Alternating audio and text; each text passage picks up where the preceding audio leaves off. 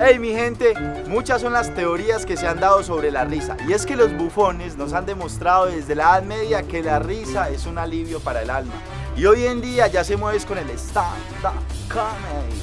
El stand-up comedy nos ha demostrado que es algo social, y Lauren Smith nos lo reconfirma en su texto de stand-up comedy. Ahí nos damos cuenta que el stand-up comedy está en la sociedad, está en la vida, está en la cotidianidad, así que bienvenidos y a reír. Hay unas teorías que en Escocia, cuando estaban haciendo el whisky, tenían que secar el lúpulo de no sé qué, entonces se tenían que sentar en unos sitios por mucho tiempo y de vez en cuando para descansar de estar sentados porque ponían los lúpulos debajo, ¿no? para secarlos. Entonces de vez en cuando alguien se tenía que parar para descansar y esa persona que tenía que pararse tenía que ser chistoso al frente de la mesa que estaba. Entonces eso es una teoría. La otra teoría es, eso empezó desde los griegos. Los griegos tenían comedia política y se subían a un escenario con máscara, pero hablar de los políticos. Entonces yo creo que es algo innato en la humanidad, siempre lo hemos tenido. Como stand-up es simplemente la opinión de alguien. Yo creo que siempre la hemos tenido. Siempre hemos tenido opinión los seres humanos y siempre hemos tenido la habilidad de hacer reír, que eso es otra cosa importante. El ser humano nace con la habilidad de hacer reír. El stand-up es un género humorístico que nació en Estados Unidos a mediados del siglo XIX, tipo 1860, por la época de la Guerra Civil Norteamericana, y que fue evolucionando poco a poco en contextos de bares, clubes nocturnos, shows de striptease, whiskerías, etc.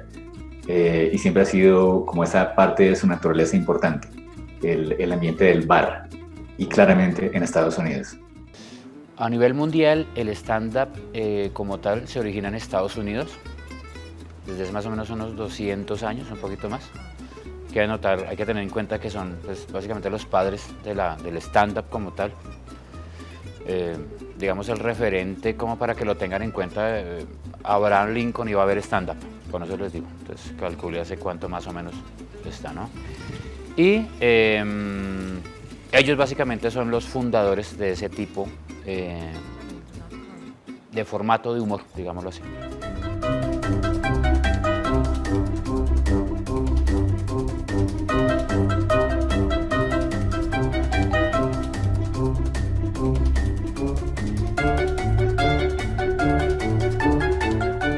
Bueno, ya nos dimos cuenta cómo el stand-up comedy llegó al mundo. Ahora nos vamos a enterar cómo llegó a Colombia.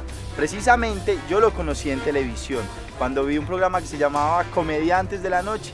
Ahí conocí a comediantes como Antonio Sanín y Gonzalo Valderrama, que hicieron de la industria del stand-up comedy toda una revolución. El stand-up como tal lo tomaron una primera camada de comediantes, de chicos que hacen cuentería. En la época del Iberoamericano de Teatro, hicieron una carpa, cabaret, digámoslo así, como para cosas de humor, y resultó la cuestión del stand-up como tal. Pero el que lidera y el que empezó, digamos, la vuelta, acá hubo dos personajes que son importantísimos, muy importantes en la comedia, fue el señor Gonzalo Valderrama y el señor Diego Camargo. Ellos dos, excelentes comediantes y excelentes amigos, empezaron con la tarea, ¿no? Y uno de los monstruos de que sabe cómo, o sea, el maestro, pues, de enseñanza es Gonzalo. Gonzalo fue a Estados Unidos a estudiar stand-up. Entonces, él vino acá y empezó a enseñarnos a muchísimos, ¿no? Y empezó a mostrarnos cómo era el proceso, ¿no? Entonces, podría decirse que unos 16 años, más o menos, 17 años, se puede decir que se empezó, porque Gonzalo empezó a hacer comedia en el 99, o empezó como con la cuestión de la comedia como en el 99 más o menos. Yo creo que siempre ha estado también, de diferentes maneras. Yo creo que el humor, la comedia y la opinión siempre han estado, ¿no? Cuenta chistes, ha habido cuenteros y ha habido, antes de, digamos, esta ola que arrancamos hace como 20 años, estaba Jaime Santos, estaba Clímaco Urrutia, Jaime Santos es Clímaco Urrutia, Frankie Linero, estaba el Gordo Benjumea, que hacían café concerts en Bogotá. y yo creo que ellos se alejaron un poquito del chiste, digamos, de el negro palomino o se me olvidan un poquito los nombres de esos cuentachistes famosos, Montecristo, y ellos empezaron a hacer humor a hacer monólogos, generalmente de política, pero eran monólogos y era opinión, y era stand. Básicamente porque era novedosa, pues para Colombia, un género que cuando arrancó en Colombia, que estamos hablando de 1999 exactamente, en Estados Unidos llevaba ya siglo y medio. ¿Sí? Entonces el hecho de la novedad, ya de que se importara, por decirlo de alguna manera, el género, porque nadie lo hacía antes en Colombia, entonces era novedoso, fresco, tacatá, y además suele ser un formato muy atrevido, muy frentero, muy guerrero, muy de confrontación, muy de retar el intelecto de la gente y de, ¿cómo llamarlo? Y de ser irreverente, de ofender eventualmente y de agredir. Y esa dinámica no era usual. Generalmente la persona que hacía humor antes del comediante era mucho más amable e inocente. El comediante es mucho más agresivo, mucho más parado pues, en la raya de sus posturas, mucho más radical. Y además que hace que la gente piense cosas, ¿no? Yo genero opinión con mis rutinas, el chiste no genera opinión. Lo que hace que te rías cuando oyes un chiste es que tú ya tenías la opinión previa y por eso te ríes en el chiste. Entonces, cuando tú cuentas un chiste de pastuzos, la opinión previa que tiene el que cuenta el chiste y el que lo escucha es que los pastuzos son brutos y ya. Eso es el único. En cambio, en el contexto de la rutina es más complejo porque abarca un montón de elementos del universo. Yo puedo hacer rutinas sobre alfileres, sobre el invierno, sobre los esquimales, sobre los osos polares, sobre los sándwiches. En cambio, tú cuentas chistes sobre un número muy reducido de temas. El catálogo de posibilidades de hacer rutinas en stand-up comedy es infinito. El del cuentachistes es mucho más reducido, ¿sí?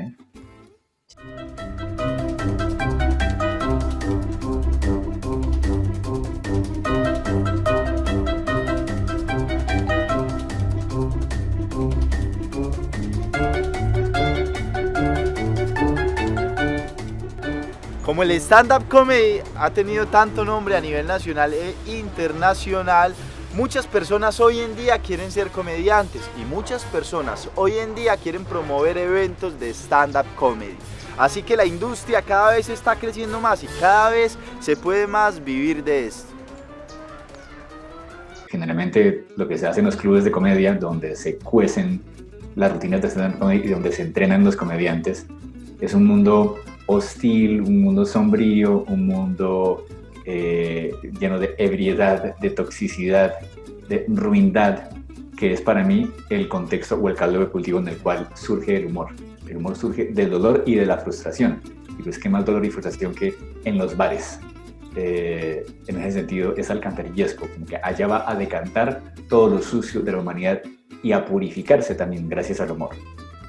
El consejo es que entienda, primero que todo, que esto es de los trabajos que tiene más rechazo en la historia.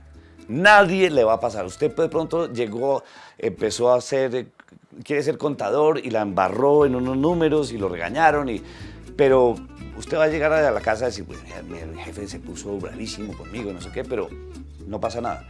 La primera noche que uno le va mal en un escenario duele mucho. Entonces, que entiendan que va a tener rechazo y que sepa manejar el rechazo. Y que va a tener que crear piel. Y esas horas de vuelo en un escenario van a crearle la piel suficiente, pero esa salida del nido duele mucho en stand-up. Y que una vez que lo haga, no pare. El stand-up es como un orgasmo. Usted no puede empezar a tocar a una mujer sin pensar que va a terminar. A que no siempre caza al tigre, a que un día está uno para hacer reír a la gente y otro día no. Está la labor del payaso, ¿no? Todo el mundo cree que va a dar severo la calle, pero no la sabe. Nadie sabe ni me pregunta, venga, marico, ¿usted qué siente? ¿Cómo está? ¿Me entiendes? Y es lo que nos pasa a todos los artistas que trabajamos con humor, no solamente comediantes, humoristas, todo el que trabaja con humor, marica, el payaso que se para ahí con su uniforme y su naricita. Nadie sabe, hijo de puta, que tiene el man, pero pues le toca hacer reír, marica. Eso es duro, eso sí fue putamente duro. Entonces, el mejor consejo que les doy es humildad, humildad. Si tienen humildad les va a ir muy bien y no les aseguro que vayan a ser famosos, pero les va a conocer mucha gente.